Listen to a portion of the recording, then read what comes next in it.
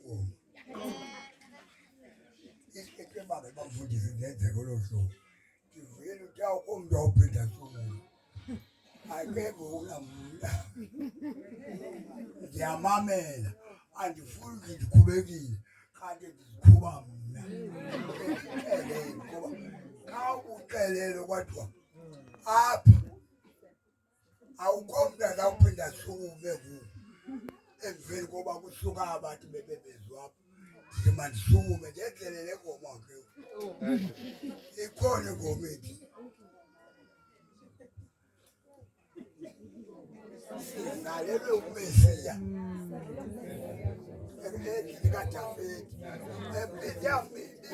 Sisalela uMesiya endlini kaDavide. Sisalela uMesiya endlini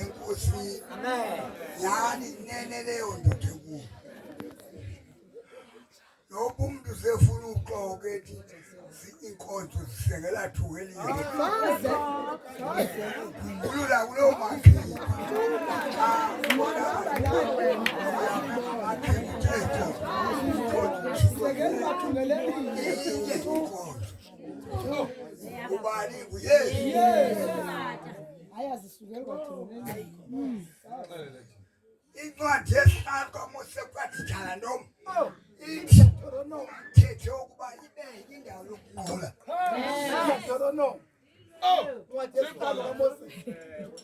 umthetho wokuba mayibeke indawo yokunqula incwadi yesihlanu kaMthongwane ukuyabona la nto ungajongi phathi yakhathaza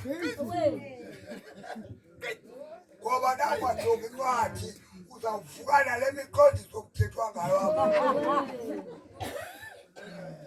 athi zange ndimbone umuntu obukhali kangaka abathathu lothathu kuvethetha apho kontathe benyama bona kwekoleni nakwekoleni naye uhambe wahamba wofika kuYesu nalathathu uhambe wahamba wofika kuYesu le yakho into wena ujongayo le cawe yakho uzawukwazi kanjani uba uyafika kuYesu mawusindiswe nguYesu ngoba ujongene necawe yakho xa kuthiwa kubiza icawe yakho udibele into lecawe yakho kandibela kwaYesu ndibele icawe yakhe ayisindisi cawe into esindisayo nguKristu Yesu uyosindisa wefu siyabulisa sokuthi asikhali nyani into nje kulukuzanathi apha kwakho kodwa ngoku uThixo ungezile ube ngathi yaqina nje kuyo ungavumi ngoba ukholwa kwethu kuhlazeka abantu bakaThixo ile nto oba uhamba kumzalwane ujike ube wethito longakhona fike ke ngokukholo pha hlazeke ngoba ubukade ukhona ngoku awukholwa uyabona ikhona ingoma ethi abathile abangakholwayo takugqibela ukuthakatha ndakubona soligqirha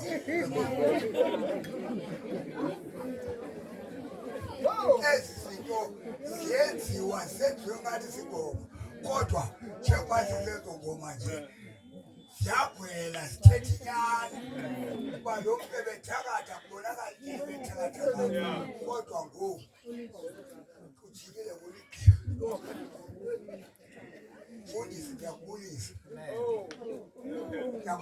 dodekulo yamezela asifuni bantu bakaThixo ukugxininisa kakhulu kodwa mntakaMaxashana uThixo ngexesha lakho uyakwazi ufuka kwaThixo uyiveze inyaniso phakathi kwabantu bexoka aveze inyani kubekho lo mzalwana azawuxoba abantu abakhulu lezinhliziyweni uyabona ke engathi kade ndiyakhathazeka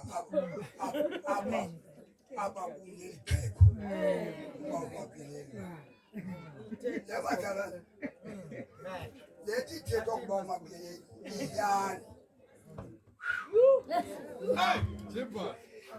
inyani lethethwa ukuba umapheleli kuba sasiyama mtsholo sihlangane eholweni phaa endaweni okuthiwa kusevelkom sinkhola apha abantu bengangaba akukho ukucaca ungakholwa ningahlangani yonke nihlanganisane nabantu niniyakholwa ungamane uthi awufuna ezinye iinkonzo apho ufuna le yakho icawe yodwa awuzuyazi inyani yiloo nto ngokuthi ukhonza uzawuhamba udilishwa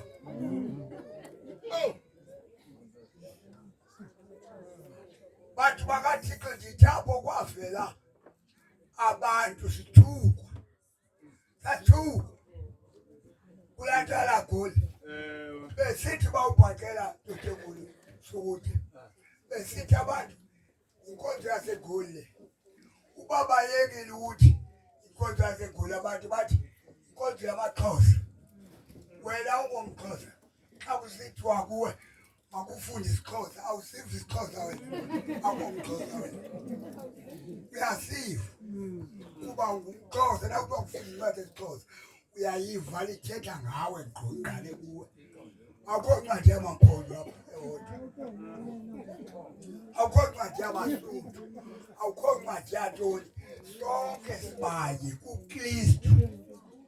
Ngoba nguye lwangumsindisi. Nguye lwanikwe nguye emazulwini nasemhlabeni uphethe uYesu. Uba umntu akasinga Yesu kum ngokuseDitsheni izwi lingakwazi ukuthetha. Ayifundise. Awukwaba uthola apha kum kwela xesha elokubokotha mpela uzibona awuthola apha kum. Ndiyavuka uthola apha ebantwaneni. Uthola apha ebantwaneni umntwana. Umntwana bawubhotela ujonga ukuhlela umntwana unyamezele yode kuyo. Ndisukumele ukuphokoza nje lapha kwakho uthethile thina pha. Umfundisi wami nangu ngoku. Andithi abanye ayingoba efundisa. Anditsho. Kodwa ngunako ngenxa yoba emele ilizwi likaThixo okokuthi inyaniso. Ngekimini sasida anadakuko sasibala lapha emandleni. Salapha emandleni. Umfundisi ndambona uba uzingamile. Ngamile dlamini. Ndakubona ukuthi ngamile ngalomini. Waxolela abantu abasekuyintoni na kuzaba nguwe uqala nabantwana bakho. Nabantu bakho osebenza ngabo. Uxolela uba makuqhawuke noba uyintoni. Mhlawumbe nje bangathi ujonga hey. Ayizokhololwa apha sijihalala kuba ezikhololo. Nazo nje kuba sinishanga ezikhololo. Zifana nabafundisi balishaka.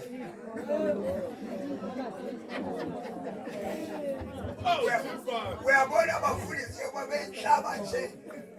Awukwazi umamela nabo bantu ngoba umuntu uthishali munye esikoleni. Ulwazi abefundisa lethu. Le ayifundisayo ngoba itu ayaqa tishali bayiwani uyo. Hayi bonke abantu kuba abafundisi. Abefundisi bonke bafundisi bonke abafundisi. uThixo adethe uSathane ngesicebo loba uzanye imivuzo ngokumfundisa yoba umuntu makaziphilise kwalapha ezweni kaThixo akuholwa kwangoku.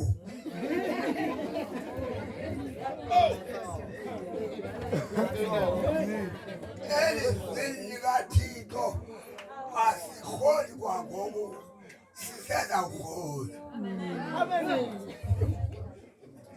Siseza kuhola abantu bakaThixo kuThixo. Umuntu ebezile ufumana umvuzo wakhe ngokumuntu olawulayo abantu abakholwa umunye kuKristu. Adithithekanga. Incwadi yesihlanu kaMoses le bendithetha ngayo iThitho lo. Moses lakhokele pha. Moses yeyiwani engakhokeleli abanye abantu. Oh, Jesus. Wayeyiwani kunguye uMoses okhokela abantu. Weyohlakahlaka abafundisa. Abafundisi babone bebaninji begcwele wonke le ndawo abafundisi. Kanti abanye abazanga lokhu. Abazanga lokhu uvakalisile izwi likaYesu lokulukani likaThixo uba usindiswe abantu bazolwela ikhanoko zabo ubabona mabahlale kamandi. Bonwabo babuswele udakhola ndiyatya ndiyatshuvuza.